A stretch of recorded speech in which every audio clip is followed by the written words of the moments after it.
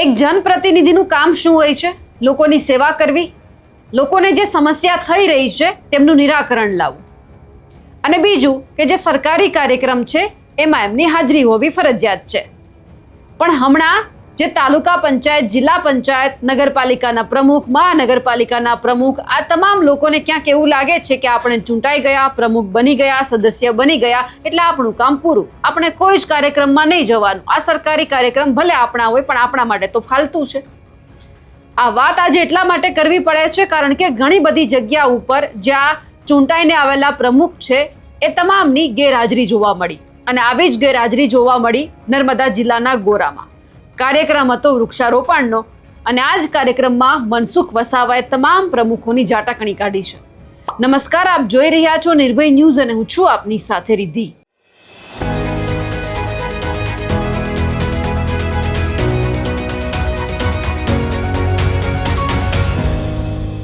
One મહોત્સવનો કાર્યક્રમ હતો.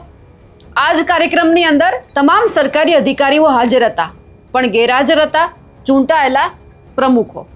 એટલે મનસુખ વસાવાએ સીધું જ કહી દીધું કે તમામ અધિકારીઓ હાજર છે તો પછી ચૂંટાયેલા જનપ્રતિનિધિઓને હાજર રહેવામાં શું વાંધો છે?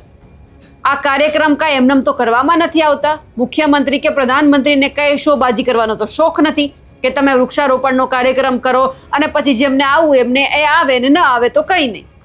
એટલે મનસુખ વસાવાએ સીધું જ કહી દીધું છે કે પ્રતિનિધિનું જે કામ છે એ લોકોની સેવા કરવાનું છે. સરકારી કાર્યક્રમ ફક્ત આપણા માટે નથી, લોકો માટે પણ છે, તો હાજરી આપો. સ્વચ્છતાના નામે ઢોંગ કરવામાં આવે છે. કોઈ જ કલેક્ટર કે પછી મામલતદાર કોઈનું કામ નથી. એ કામ એક જનપ્રતિનિધિનું છે કે પોતાના શહેરને કઈ રીતે સ્વચ્છ રાખવું જોઈએ. એટલે સવાલ અહીંયાથી એ થયો કે જો નર્મદા જિલ્લામાં આવું બનતું હોય તો પછી ગુજરાતના બધા જ જિલ્લામાં આવું ક્યાંક ને ક્યાંક બનતું જ હશે. જનપ્રતિનિધિઓ ચૂંટાઈને આવે છે અને એમને એવું લાગે છે કે સરકારી કાર્યક્રમમાં ભલે આપણને આમંત્રણ આપવામાં આવ્યું હોય, ભલે આપણે પ્રમુખ હોય, પ્રમુખ તો બની ગયા છીએ ને, પછી માનશે કે ચાલો કોઈ પણ કાર્યક્રમમાં નહીં જઈએ તો પણ ચાલી જશે. પણ અહીંયા તો સીધું જ કડક શબ્દોમાં કહી દેવામાં આવ્યું છે કે તમામ તાલુકા પ્રમુખ હોય કે પછી જિલ્લાના પ્રમુખ હોય કે પછી નગરપાલિકાના પ્રમુખ હોય કે બધા જ સરકારી કાર્યક્રમમાં હાજરી આપવી પડશે. જો તમે હાજરી નહીં આપો તો પછી નામજોગ તમારી ફરિયાદ છે તે ક્યાંક ઉપર લેવલે કરવામાં આવશે. એટલે સીધી જ અહીંયા કહી દેવામાં આવ્યું છે કે હવે કોઈ પણ કાર્યક્રમને તમારે ક્યાંય પણ નાના કે હલકામાં નથી લેવાનો, બધા જ કાર્યક્રમમાં હાજરી આપવાની છે. જો તમે એક જનપ્રતિનિધિ તરીકે હાજરી આપશો તો જ પછી તમારી જે જનતા છે એમને ક્યાંક એવું લાગશે કે સરકાર કામ કરે છે, સરકાર સારી યોજના લાવે છે, એ આપણા માટે હોય છે. આ બધાની વચ્ચે મનસુખ વસાવાએ જે તમામ જનપ્રતિનિધિઓને ખખડાવ્યા છે અને કહી દેવામાં આવ્યું છે કે હવે જો કોઈ પણ કાર્યક્રમમાં ન દેખાયા તો પછી ઉપર કમ્પ્લેન થવાની છે. આ તમામ બાબતે મનસુખ વસાવાએ શું કહ્યું છે તે પણ સાંભળીએ. અધિકારી બધા જ આવ્યા છે તો પછી આ જેમની વિશેષ જવાબદારી છે તાલુકા પંચાયતના પ્રમુખો, ડીડીઓ સાહેબ, તમારી જવાબદારી નથી, પણ તમે ધ્યાન દો ભાઈ મનસુખભાઈ, હું સરકારમાં તો લખવાનો છું. કઈ પંચાયતોના પ્રમુખ બની ગયા એટલે એમને પોતાના મોજ શોખ માટે પ્રમુખો નથી બનતા. ધ્યાનમાં રહે ભાઈ.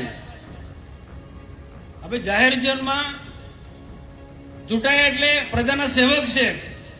બધા જ લોકો કોઈ પણ જાતના પાર્ટીના ભેદ વગર અહીંયા સરકારી કાર્યક્રમ છે બધા ચૂંટાયેલા અમારા તાલુકાના સભ્યો, જિલ્લાના સભ્યો ઉપસ્થિત છે. અમારા હરેશભાઈ મારા જુનાગઢ વિસ્તાર સીટના તાલુકાના સભ્ય છે, એ અહીંયા ઉપસ્થિત છે.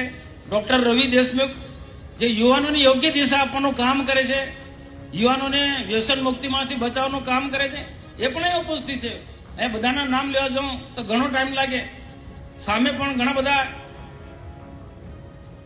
પ્રજાની વચ્ચે સારું કામ કરનારા લોકો જે છે, તો ચૂંટાયેલા લોકો અને જેમની વિશેષ જવાબદારી છે, દેશના પ્રધાનમંત્રી કે આ કે મુખ્યમંત્રી આ બધા કાર્યક્રમ શોબાજી કરવા માટે કરે છે કે આ કાર્યક્રમ નીચે સુધી લઈ જવાનો છે. તાલુકા લેવલથી જિલ્લા, તાલુકા લેવલના ગ્રામ્ય કક્ષા સુધી લઈ જવાનું તો કોણ લઈ જશે? એટલે અધિકારી પર ડિપેન્ડ રાખવાનું છે. પ્રજાના પ્રતિનિધિ પણ તેટલી જવાબદારી છે. પ્રજાના પ્રતિનિધિ કેટલું મહત્વ છે સમજવું પડશે. આ મનસુખ વસાવા નથી કહેતા ભાઈ, દેશના પ્રધાનમંત્રી નરેન્દ્રભાઈ મોદી કહે છે. આ સમજી લેજો. મને કોઈને શોખ નથી કોઈને નીચા પાડવાના, પણ પ્રજાના પ્રતિનિધિ એને પોતે સમજવું જોઈએ એનું મહત્વ શું છે.